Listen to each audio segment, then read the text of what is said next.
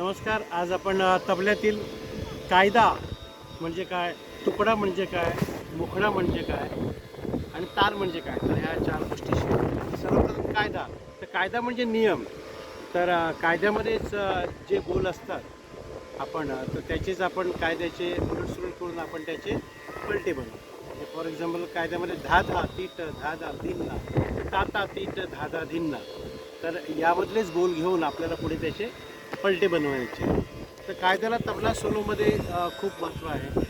तर कायद्यामध्ये काळी खाली खंड विभाग असतो. त्यानंतर तुकडा. तर तबला वादनातील छोट्या मोठ्या सर्व रचनेस तुकडा असे म्हणतात. नंतर मुखडा. मुखडा म्हणजे समेवर येण्यापूर्वी वाजवल्या जाणाऱ्या आकर्षक बोल समूहास मुखडा असे आपण म्हणतो. त्यानंतर तिहाई. तर तीन समान भागामध्ये विभागलेली बोलांची रचना, ज्याचा शेवट हा धा ने होतो. तर अशा आपण तीनदा वाजवला की आपण तिहाई असे म्हणतो. तिहाईमध्ये चक्रधर तिहाई वगैरे पण आहे. कमाली चक्रधर तिहाई, चक्रधर बेदम तिहाई असे तिहाईचे.